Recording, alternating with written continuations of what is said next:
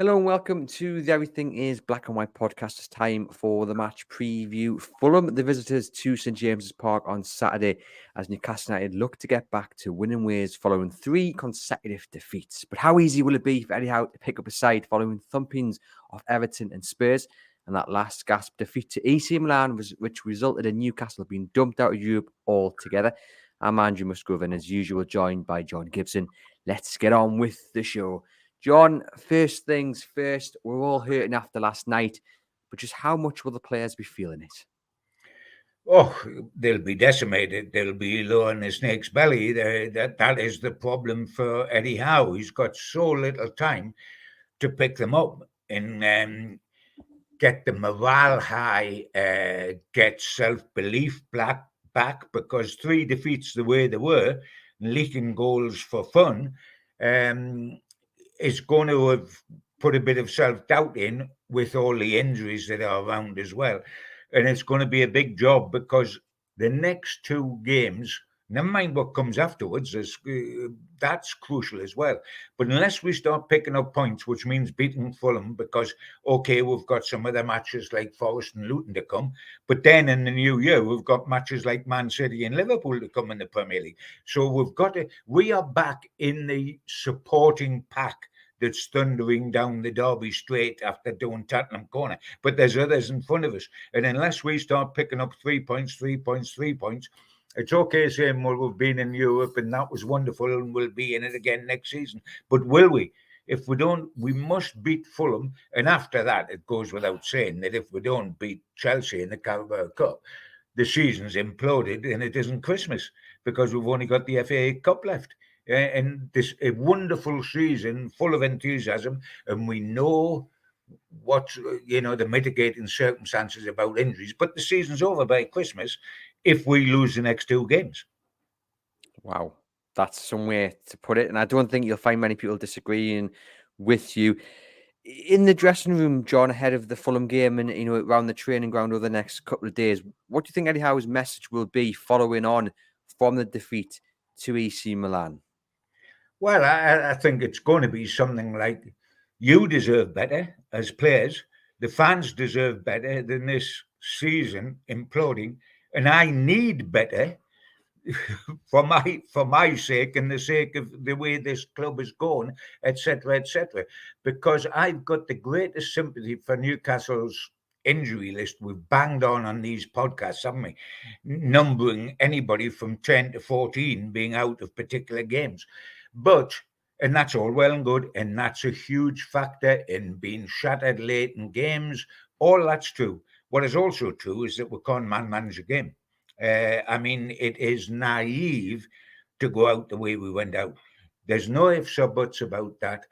Quality sides do not go out in the way that we went out. This was named the group of death, and it was exactly that. Now, the difference was you had the streetwise guys and you had the new boys.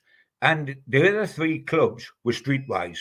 All had played in Champions League finals. Milan had won the trophy 7 times, Dortmund had won the trophy, and PSG have played in the final. And we were the new kids on the block. And frankly, we played exactly like that. On the plus side, we had the wild enthusiasm and the great belief and the great desire. And on the other side of it, we just got our pockets pinched. Were you disappointed with the way that he tried to say out the game, Eddie Howe? I mean, he said in his press conference afterwards that it's always been his kind of mantra to want to win every game. But do you think in hindsight he will be looking at it, John, and thinking maybe I should have tried to shut up shop? I'm not certain he'll think that, but yes, I am bitterly disappointed in the way we got knocked out of Europe, because a lot of people think everything is black and white, and I mean that not as a pun about Newcastle United, but what life is all about. They think you're either an attacking team, in which case you go crazy and you all get on charges and rush over the halfway line at 100 miles an hour, the whole lot of you, in that you have an overlapping goalkeeper. And then the other people think that if you don't do that, you must be an ultra-defensive side sitting on the edge of your 18-yard box and saying, have a go at us for an hour and a half. No, you're not. Good sides can combine them both. People like Paisley and Cloughie Ferguson and Wenger, do you think they couldn't defend as well as attack? And they attacked beautifully. The Invincibles. Do you think the Invincibles never close down games at certain moments when that become necessary? They also didn't win titles by being defensive, by the way. They could attack. You don't have to be either an attacking side or defensive side. You can have that beautiful mix. And I felt at times in the second half last night, AC Milan were streetwise. We were clever. They stayed in a shape. They committed naughty fouls. They slowed the game down. They ruffled your hair after sticking you on the deck. They kept their shape. They didn't go gung ho. They needed the result as well. They didn't go gung ho. They went about it cleverly. We didn't go about it cleverly. I mean, I'm looking at it, and I'm not. I love Newcastle to be an attacking side. I hated the Boost side that was defensive, but I want a mix. If we get to a certain stage of a game late on, you still haven't got to go ultra defensive, but what you have, you can hold. Look at us against Liverpool. We're only defeating the Premier League at home. With 10 minutes to go, we're leading 1-0. There's 11 men playing 10, and we don't give away a point. We give away 3 points to 2 goals scored by a sub. How naive can you get? I'm watching that game last night. We had lost the Champions League unless we scored a goal, and that was awful. But we had Europa League football. That was in our pocket. That was ours. What do? We tried to win so much that Shaw's playing on the edge of their box and giving the ball away. Before we know it's in the back of our net. Now, is that professional? Is that commendable because we're trying to attack? Or is it stupid because we're attacking like schoolboys in a play-yard? And I think it's the latter. I think you can be clever, and I think you can attack. And by the way, it's right that we're trying to win the game, but just if you keep the door locked at the back instead of it swinging open on its hinges, it doesn't mean you can't still attack and score the goal. What it means is you're keeping your shape. What it means is midfield players are playing midfield and people at the back are playing at the back and coming out with the ball at their feet while somebody from midfield drops in. It's called nous. It's called game management. We abandoned that last night. We abandoned it against Liverpool, and it's costing us. And we've got to learn, and I think we will learn. And the best sides in Europe attack, but they're not gung ho. They defend as well, and you're right. Yeah, they didn't see the game out in the way they should have done. Now, Eddie Howe's talked about kind of moving on. Of course, the quick turnaround, Fulham on Saturday, 3:00 kickoff. How easy is it, though, for those players to move on? Because all the criticism that we're giving, and we'll be clear, the criticism is about the game, not the wider picture. We can't fault the efforts of the lads, especially over the last few weeks, given the injuries, but they are quite rightly criticisms about the way they saw the game out. Given that, they'll be aware of it. I imagine quite a few of them will be feeling and understanding the criticism that's coming their way, i.e. why didn't we see the game out? When you consider that, how easy is it then to get over last night in time for Fulham, given it's 2 days away? I think for the first time, it is very, very difficult. I think we've always had a reason. We've always said, well, we lost.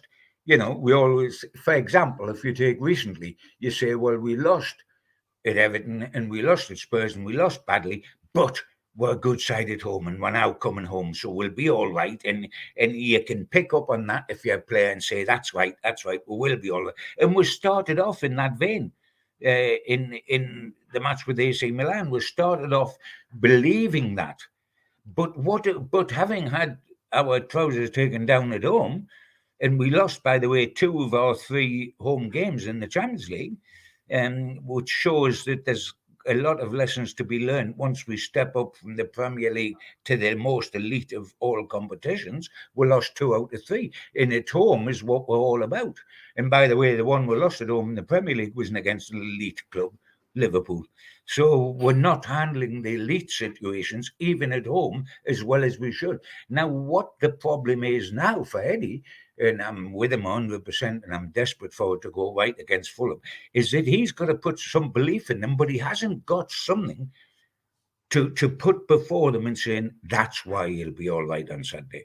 Because after the 2 away defeats and we let in 7 goals and scored 1, he could say, lads, but we're coming home. And we know what we're like with 50,000 Georges. I said all this in my Chronicle piece for pre-match. My biggest, and I said it on the podcast, as you know, Andrew, my biggest belief in why we would get through was because we were here with 50,000 and it lifts us. And both the crowd and the team started like that. And at half time, it was like that. But we were 45 minutes. Half time, we were in the last 16. By the another 45 minutes we weren't in anything. Now, how naive is that? And it is very difficult because what do you give the players to hang on to now? You can't say, lads, we're at home, we'll be all right, because we've just been at home and we weren't all right.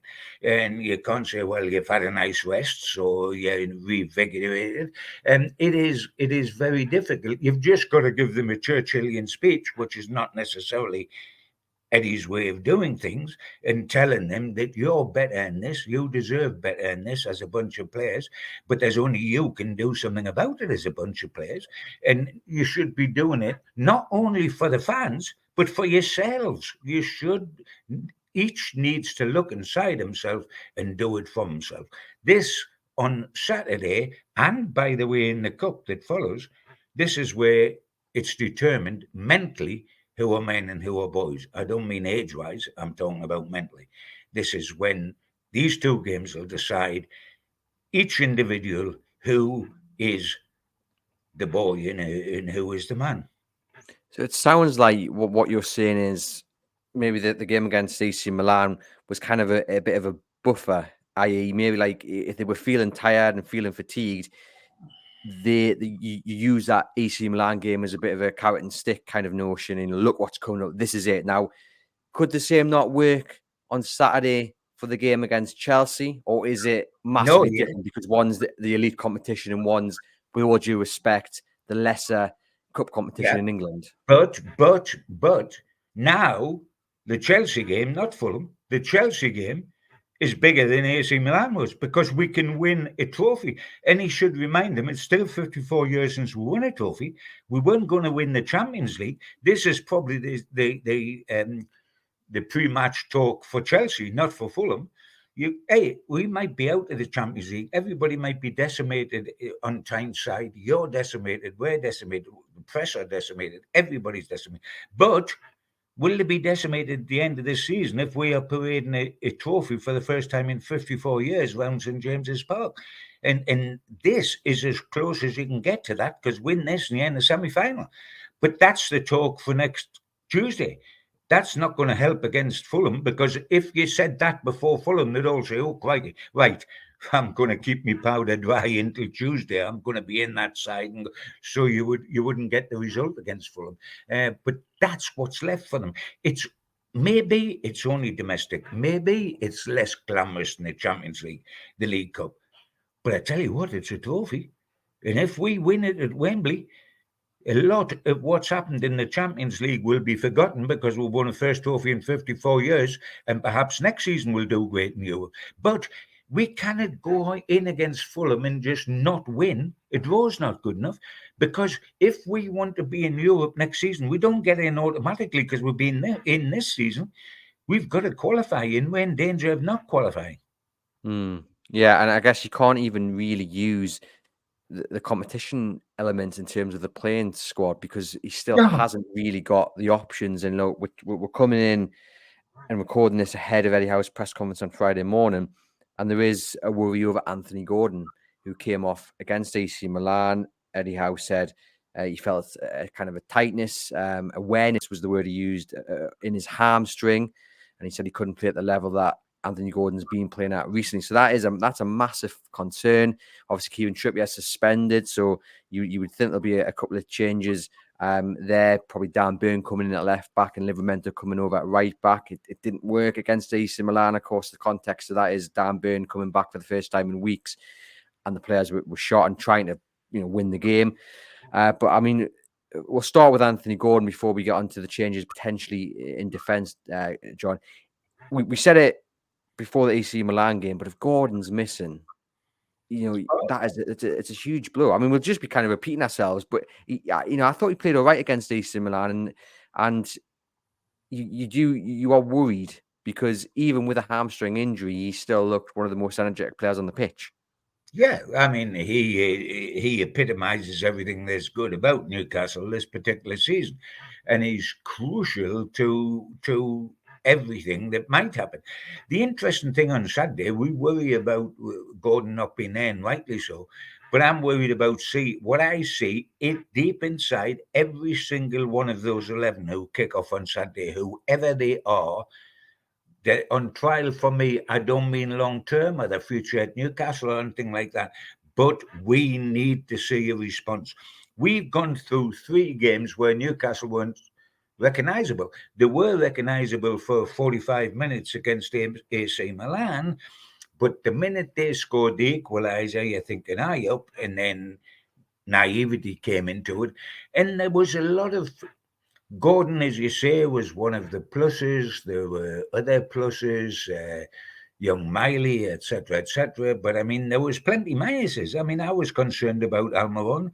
I was concerned about Callum Wilson, who I felt wasn't really at the races. And there's people I know, fans, who say when Callum Wilson isn't scoring goals, what's he doing? That's oversimplification. But I know basically where they're coming from. He didn't involve the two centre halves too much, and they were very vulnerable at the centre of defence because they didn't have their normal centre halves available. Isaac come on and did okay out wide, but there's a lot of we look at what Lascelles is producing. Livramenko, is he finding that playing regularly, the highly intensive level, it's catching up just a bit. It's super young player, but is it catching up a little bit? I mean, there's an awful lot of players. With Dubrovka, I mentioned, the goalkeeper, huge question marks against him. I mean, he's let in 9 goals in 3 games. I'm not saying they were his fault, all of them, or anything like that. But he doesn't look the big presence that Nick Pope is. And he's playing for his future, which will either be a permanent number 2 at Newcastle, a transfer out of the club, or number 1. And there's absolutely no chance of number 1. I'm talking about number 1 for the rest of the season. Because in January, he'll be replaced unless performances improve. Yeah, again, I think a lot of people will agree with your sentiment there, John. And it's interesting there. We spoke about the change at right back with Livramento coming over to a player Kieran Trippier who's suspended. And I think one of the big challenges for Eddie Howe and Jamal Lascelles to sort out on Saturday, and this is where Martin Dubravka really has to earn his money as well, is the organisation of the defence. And I think it's fair to say since Dubravka's come in, the defence hasn't looked as solid. And I wonder if that's because Nick Pope is at home giving the messages out and getting everyone set. You've also got Kieran Trippier on the right, but you haven't on Saturday. And it was noticeable that when Trippier went off against AC Milan, the shape seemed to get even worse. And, it didn't look as one. And that's a big challenge. Lascelles is going to have to step up even further. He's been a great captain. He's gone up a level since coming in, but he's going to need others around him. And I did feel once Trippier went off against AC Milan, he was the only leader on the pitch, Lascelles, and others have got to step up. And it's crucial that everyone with a say, with the chance, have to get that defence absolutely solid on Saturday because Fulham scoring goals for fun. I mean, their last 2 games have won 5-0, both of them. They've had a week's rest while we haven't. And even before that, although they lost, they scored 16 goals in the last 4 games. And they're going to attack a defence which has Dubrovka in goal. And whatever we say about other players, when we had the great defence that was producing clean sheet after clean sheet, Botman was in. Everybody, there can be an upgrade on. And they're not an upgrade just because it's a whim of picking a name out of the hat. Pope is a better goalkeeper than Dubrovka. Botman's a better centre-half than Lascelles. Now, that doesn't mean Lascelles won't do a good job when he's called upon, but it'll not be as good as Botman's over a period of time, not a one-off game. And neither will Dubrovka be as good as Pope. They're just not. And Otherwise, they would be the number one today. They used to be the number one in the old dark days, and very good number ones as by the level we were at then. We're not at that level anymore. And I'm not meaning, for example, the Pope and whoever long term will not be topped by somebody else that's even better, because that's what the name of growing means in a football club. But Lascelles isn't Botman, and Dubrovka's not Pope, and Newcastle are suffering, and they've got to get that back right. And as you said, it's probably going to be Levemenko and Byrne. You've then got to look at the centre halves and say, do you stick with the two lads that we've had recently, or do you, in desperation, when I turn to Kraft and Dummett or something? But that's what we're looking at. We've got the limitation of perhaps Longstaff coming in if he's fit, and he doesn't look quite fit, but if he's an option. We've got that option. We've got the option of Byrne coming in. But once we do with that, we're looking at Kraft in Ritchie and Dummett, all of whom could have easily gone in the summer. They're not anywhere in the pecking order at all. But that's the alternative with the other one, the invisible man, which is Lewis Hall. And what's going off with Lewis Hall, I've got no idea. But £35 million for a teenager in the summer, committed to giving to Chelsea, and you can't get a sniff of a game in a crisis, an injury crisis that we've got now. There's something going off there because it's not sitting right, that whatsoever. You would think in our current situation, he would be given the chance to operate in the way that Miley and Levemenko have, coming from nowhere into the team and doing well and looking the sort. This is, never mind he's 18, this is a £35 million signing who can't get a kick. What's that all about? Well, What's that about? I wonder whether there's a chance he could play at left back on Saturday, and Dan Burn could potentially move into the middle alongside either Lascelles or Cher, both who looked absolutely done in. I think you've got more chance potentially seeing that happen rather than Dummett and Kraft. But it's going to be interesting, and we'll speak ahead of the game next week against Chelsea. But it's certainly going to be interesting because obviously Lewis Hall can't play in that game, and Eddie Howe has made the changes where Dummett and Kraft have come in against City or Manchester United. But whether maybe he might make the changes against Fulham to then ensure the likes of Cher, maybe Lascelles, are fit to face Chelsea. I think that's probably one of the questions that's going to be asked of Howe's team selection. What do you think he'll do? Do you think he'll prioritise Saturday in terms of, the players who need a rest might play Saturday and be rested Tuesday? I know what you're going to say. You're going to go. Yeah, the next game's always the important one, but this can be once where it isn't. I mean, I am worried about players mentally dismissing the Fulham game and saying, well, we've got another X number of games over the season. We can play catch up later on when we get some people fit. And after Christmas, we could be playing one game a week, apart from the FA Cup, which is not midweek anyway. It's on a Saturday. We could be playing one game a week. So we'll catch up on our Premier League points in. Don't get too far behind, else you'll not be in Europe next season. That's the biggest thing. But the most important game right now is Chelsea, because it is the semi-final. If you win, you can actually win it. And I tell you what, if Eddie is worried about his popularity going from sky high to slightly further down, then A, lose the League Cup tie and it drops a lot more, but B, win the League Cup and you're back on top of Gray's Monument, because all everybody's talking about is the fact they won the first trophy in 54 years.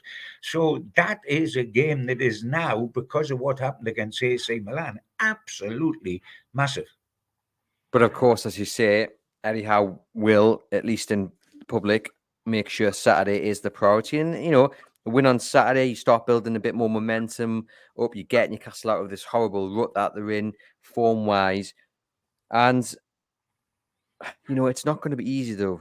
Fulham are playing without any issues. They're playing with freedom, no baggage. I've spoken to a Fulham fan for the View from the Opposition episode, and he's loving life. He is, he's praising Marco Silva. I asked him to name who their biggest strength is, who their main man is, and he named 4 or 5. They are really on a wave of positivity. And Marco Silva would have watched last night against AC Milan, and he would have come to 2 or 3 conclusions. One, which isn't a secret, but Newcastle United's players are absolutely knackered.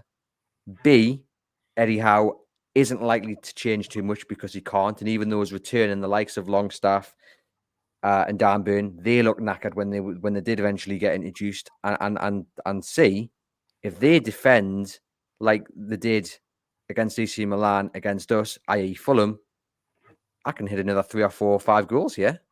Oh, I mean, it is. I mean, I'm lower in the snake's belly, and I often can look at the positives and say, this is why I believe Newcastle will win on Sunday. Now, the only reason I could believe Newcastle win on Sunday is because cut me open and the heart's black and white. It would have nothing to do with logic or with the head, because I've seen nothing in the last 3 games. I saw something in the first 45 minutes against AC Milan, but that went missing in the second half. We didn't see any of that. We just saw naivety. And the thing is, you look at them at the end of the game, it was like losing a cup final, wasn't it? They were absolutely distraught, each and every individual. And I feel that Eddie is exactly the same way. Eddie's got to pick up himself before he can go and front the players up and pick them up, because he's got to look positive. Otherwise, the doubts that are already there creep in even further. And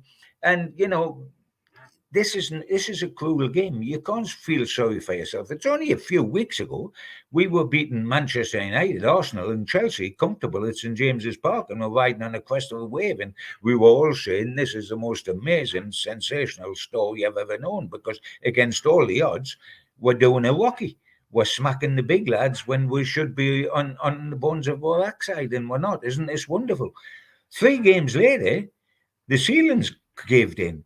We've lost 7-1 against Everton and Spurs. Spurs, who had lost 4 out of 5 when we played them, by the way. And then AC Milan make us look like a bunch of schoolboys, not because they play well, but because they're so much craftier. I mean, they were slowing play down. They were committing fouls when it was necessary, just so they could regroup. And of course, ruffling the hair of the bloke that was lying on the deck. Sorry, guys. Oh, boom, boom, boom. And on again. They were the typical Italian side masters. We are supposed to be masters of the dark arts. I don't think so. I think they looked exactly that. And we've got to learn to be a little more streetwise and a little more unforgiving, because it's Christmas, but you haven't got to go bearing gifts for everybody that comes to visit you. And we're doing that at the moment. You don't have to be negative. You don't have to be defensive to see games out. You've got to be clever. And you only see games out at the death. You still play the way you play the rest of the game. Yeah, I mean, I think obviously Saturday's a totally different ball game, isn't it? But I worry.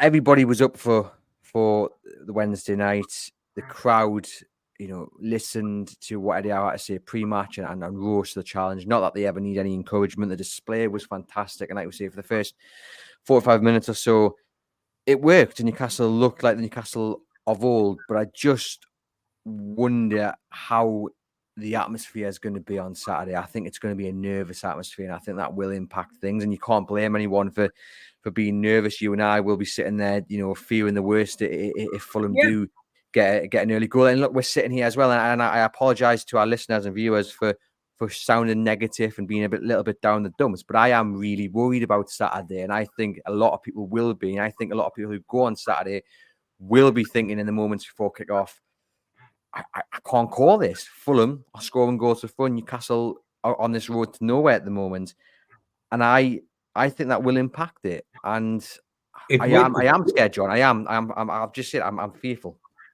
Yeah, it will impact on the game. It will be a nervous game. We're not going to run away from them and score a barrel load of goals. It is going to be tight, and it's going to be nervous, and it's going to be tight unless Fulham make it not tight by running away from us. But also, can you imagine the impact on Chelsea if we don't win on Saturday? And we've had the games we've had, 3 defeats. and that's either 4 defeats or it's 3 defeats and a draw, then that's not the way to go to play to get in the semi-final of a cup away from home when there's no replays and it's all got to be settled on the day. And we are so much better in Chelsea. How long ago is it since we beat Chelsea 4 up here? No length of time whatsoever. But at that stage, you think, oh, we've just got to go down there and get the cigars out and play the way we can play. And an hour half later, we're in the semi-final, dreaming of Wembley again. It's not like that now. But Chelsea still remain what Chelsea are, which is a far from an elite side.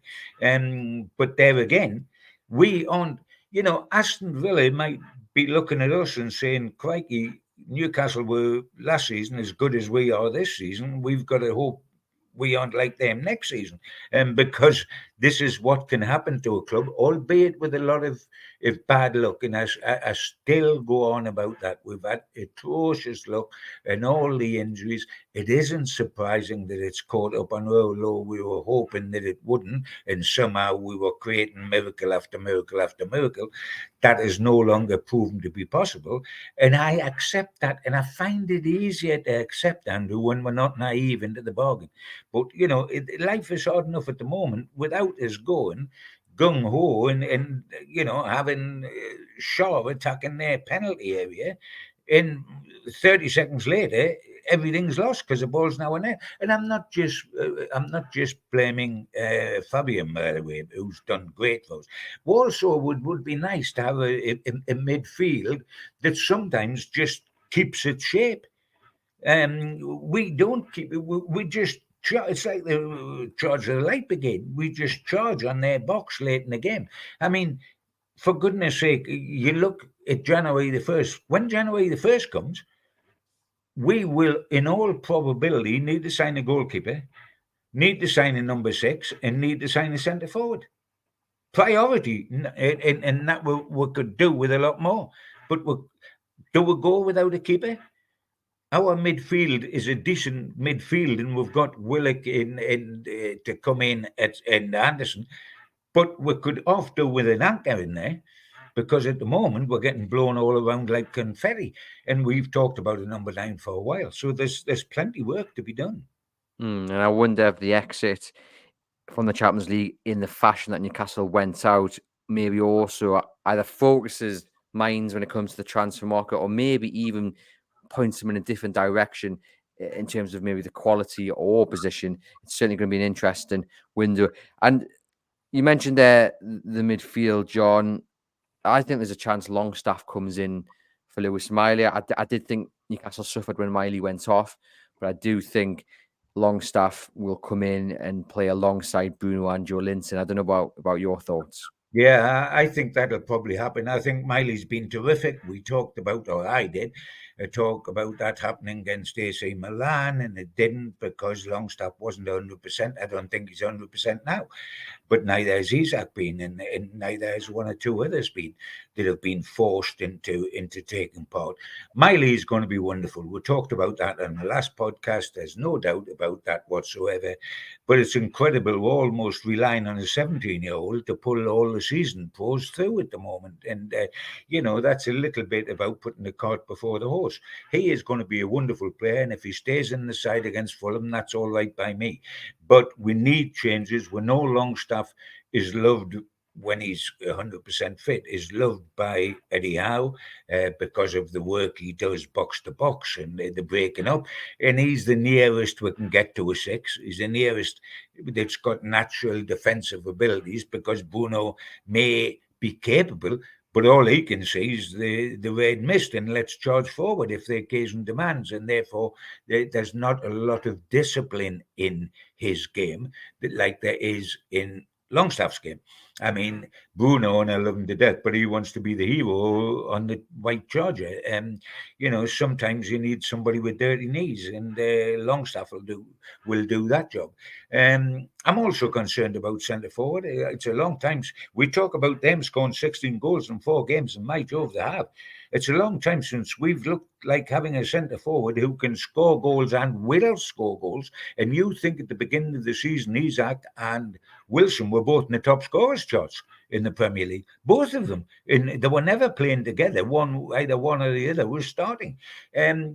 neither look certain to score at the moment. And, we desperately need one of them, if not two of them, to start firing again, because we have played without the centre forward that looks like scoring goals for a few matches now. Yeah, I agree. I don't think they're getting too much service either, but they're both. I mean, Isak looks very off the pace. Everyone knows what our thoughts are about how he's had to be rushed back, and Wilson again not looking at himself, but maybe he's also come back a little bit beyond time because the call was there for him to do so, and if they're able to play, they will play because they want to play for this club. I guess on that, John, anyone that watched Isak against AC Milan could see he just doesn't look himself. And I guess that's the one element that might change the midfield three. If Anthony Gordon is out injured, then Joe Linton will most likely go out onto the left. And then you would say Lewis Miley keeps his spot and he'll go Bruno And and Longstaff. And then on and on that on the other side, I mean Miggy's struggling badly. struggling. His form's gone. He should have scored. That chance on the line's going to haunt him probably How did he not forever. do that? But there you are. I But don't yes, know, John. oh, But it's interesting because we were talking about it earlier in the week about the lack of competition and the lack of players pushing you, and obviously, look, that doesn't really impact the fact that he's missed an absolute sitter on the goal line. But the point is, overall, his performance has been well below what we've come to expect of him in the last season and a bit. But he goes into Saturday waiting for the team sheet to be pinned on the board. And if Gordon's injured and if Isak's not feeling it, he knows he's in the starting 11, as do quite a few of them. Is a certainty, but under those circumstances, because there's no Murphy pushing him. There's no chance of Barnes coming in on the left and Gordon going over to the right, which of course Gordon can do. So he's always worried about his position that way. At the moment, he's a knocking bet to get in because at least he'll try and he'll run about and he'll put in a lot of work rate, etc., etc. But bottom line. And I suspect, and I hope it's untrue, but I suspect that the Christmas Post might have your abdication from being president of the Miggy fan club actually in the post on its way to head office. I hope not, but I suspect it might be true. He is looking, bless him, and I always say bless him because he tries hard. He's got a smile on his face. He plays with a smile on his face. He runs all over the shop. But, as I say, Shergar did and Usain Bolt did, but I don't want either outside right for Newcastle. I want a bit more quality, and he's not showing that at the moment. He's gone back from being a goal-scoring winger to being a bloke that runs about. And, we need him to get back to what fleetingly he was. He spent more time in his Newcastle career being the bloke that runs about, by the way, than the goal-scoring winger. But we need him to go back to that. We felt that he was perhaps getting out of his shell, that he'd benefit by Howe's coaching, like so many others have, and we've now got a goal-scoring winger on our hands. I'm not so certain that's true. In fact, when we talk about everybody in the club has got an update on them available, if not in the club, in the transfer market, then Miggy has got to think, come the end of the season, it's not going to necessarily happen in January because everything cannot happen in January. But he's got to make certain he's not replaced at the end of the season. We've seen other people who promised so much and then didn't deliver, like Maxi, leaving the club. And the same can happen to Miggy. Miggy can become Maxi if he doesn't be careful. Yeah, I mean, I did resign from my position as the chair of the Miguel Almiron fan club a few weeks ago. But it was because I said he shouldn't have started, and so that was a totally different reason to why I might resign this time around. I don't think, even as Almiron's biggest fan, I can defend them for missing that chance on the line. I mean, you've got to use your right foot there. At the very least, you slide and hit it in the goal with your backside. But yeah, I mean, that one, as I say, will haunt him for a while to come. I guess just before I get your result prediction, sorry, John, and we were talking about Newcastle needing an anchor. We're going to get a look at a man who would do the job brilliantly. That man is, of course, Polina in the middle of the Fulham midfield. courted by Bayern Munich in the summer. It looked like he was set to join the German Giants, and that fell through, and he signed a new deal. He looks such a good player. If you're after a defensive midfielder, forget Calvin Phillips. Get on the phone to this bloke's agent and get him signed up in the black and white of Newcastle United. Oh, absolutely. He is a dog's dinner. He is what you need. And that was proved by Bayern Munich charging after him. And he was so disappointed. He was actually over there, wasn't he? He was actually over there to sign. And he didn't make the deadline for whatever reason. And there was talk that they would come back for him. Obviously, Fulham have given the contract because they're desperate to either A, keep him, or B, get top dollar for him because he's on a long-term contract. But he is the sort of player you want. I'm in your stable regarding Calvin Phillips. The Calvin Phillips I used to watch at Leeds, I would have signed tomorrow. The guy that I was about to say I watch now, but I never can find him to watch him because he never plays, apart from when City put out a reserve side, which they did in a dead rubber match in Europe. But apart from that, he never plays. Now, there's another thing. I talk about there's something up with Hall. I sniff something wrong with the whole situation without trying to second guess what it is. I've got no idea. But there was something up with the Phillips situation. They paid massive money for Phillips, and you don't think they did that behind Pep's back. Pep has agreed to that. Pep won't touch him with a barge pole in the Premier League now, and yet he still gets in Southgate's England team, the main squad, often. So there's something, and that's why I wouldn't sign him now, because whoever we sign now is got to hit the ground running, mate. Hit the ground running. And after the length of time he's been out, it's like bringing Barnes back, or it's like bringing Isaac back. And then we say, well, he's not up to speed and we can't expect him to be. He hasn't played for a while and it's going to take him a while. It's going to take Phillips a while to get up to speed if he goes out somewhere. And we haven't got a while anymore.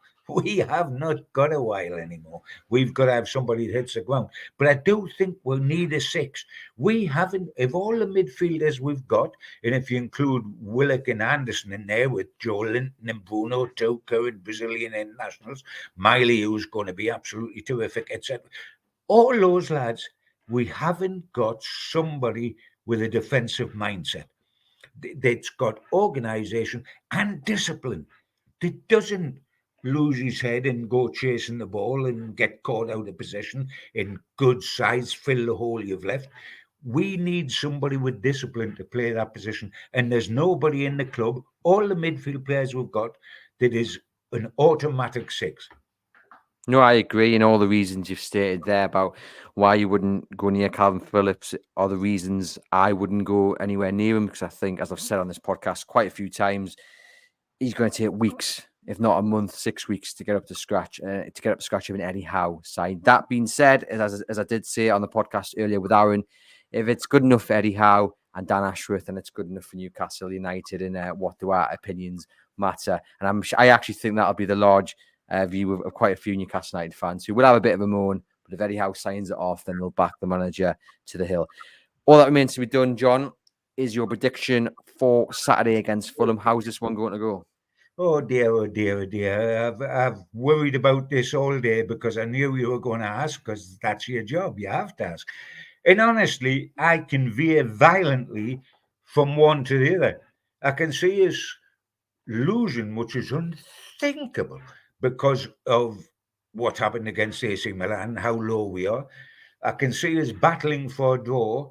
And my heart just says, please, Gibbo, we've got to win. Look at the 45 minutes against AC Milan, the first 45 minutes, not the second 45 minutes, and think we can sneak it 2-1. We can, if we just play like that 45 minutes for 90 minutes, and it is at home, even though we've lost 2 out of 3 at home in the Champions League, we can win.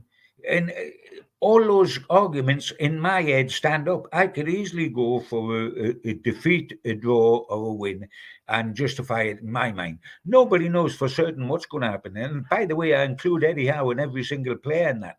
Because did they know they were going to lose 3 at Everton? Did they know they were going to lose 4 at Spurs? Did they know they were going to get kicked out of Europe completely against AC Milan? The answer is no, no, no. So,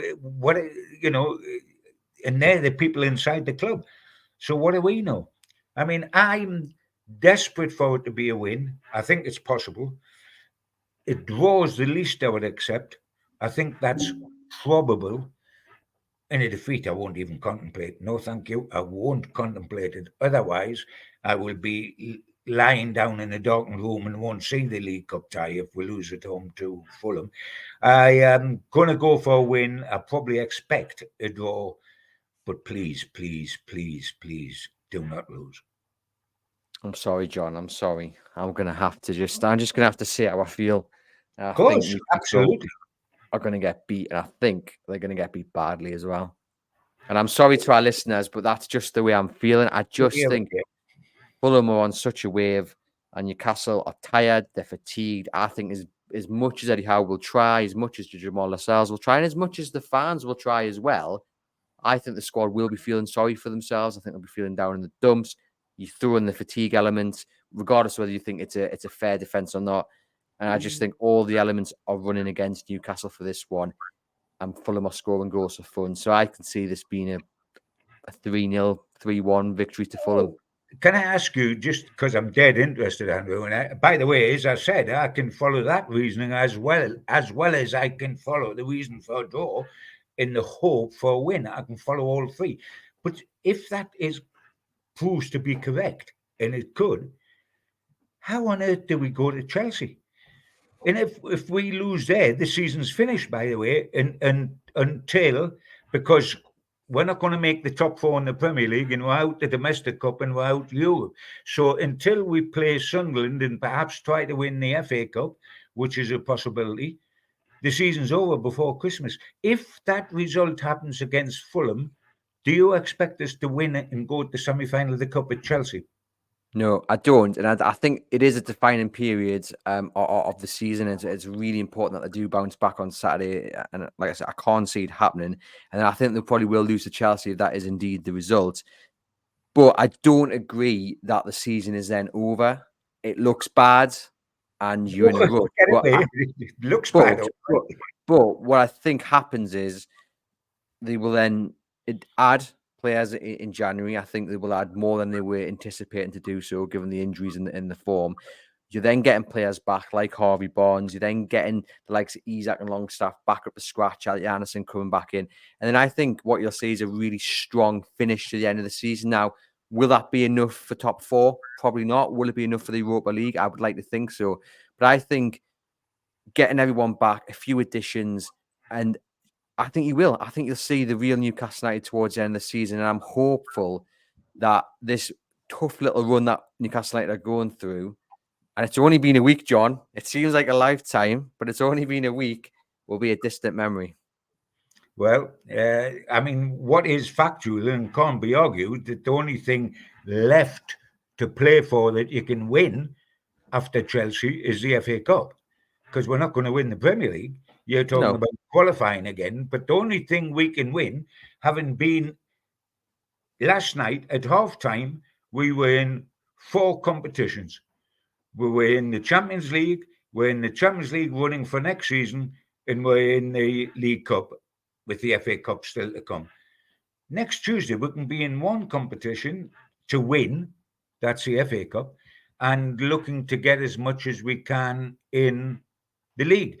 Now, I agree with all that can happen in January, and I also think what will be good, Andrew, is that we'll be playing, not that we want to do, but for the majority of the rest of the season, 1 game a week. You know, because we haven't got Europe in FA Cups played on a Saturday. Yes, the odd league game will come in during the week, but in the main, we'll be playing 1 game a week, which is what we were doing last season when we were looked so marvelous. And I think that can happen. But you know what? If we don't take enough points against Fulham, and what have we after that? We've got Forest and Luton, etc. If we don't get enough points, by January comes, we're then playing Liverpool and Man City. So we can be so far behind that 4 becomes an impossibility. Europa League remains a possibility. And the other thing, the conference or whatever, good gracious, I used to be in the conference with Gates, but it wasn't Europe, it was the conference. But I just don't want to be in that situation because catch up can be too blinking difficult. And really, the top four, when you look at Liverpool, you look at Arsenal, you look at Man City, and you look at Aston Villa doing what we did last year, they're going to take some catching, if we don't start winning now. I mean, if we don't start winning now, they are going to take some catching. But let's not be over optimistic, over pessimistic. Let's be optimistic. Let's beat Fulham, go down in a better frame of mind to play Chelsea, who are no great shakes, and let's take it from there with decent league matches to come to win. But the famous song, "It's now or never," it really is now or never. So there we go. Well, hopefully John's optimistic prediction for Saturday rings true, and I am gladly proved wrong with my pessimistic view on what's to come on Saturday afternoon. This has been the Everything is Black and White podcast. Do head over to chroniclelive.co.uk for all the latest Newcastle United news. And if you get the chance, please leave a rating and review on the podcast channel. 5 stars would be excellent, but we'll take anything at this stage. Constructive criticism is allowed. For myself and John, we'll see you guys very soon.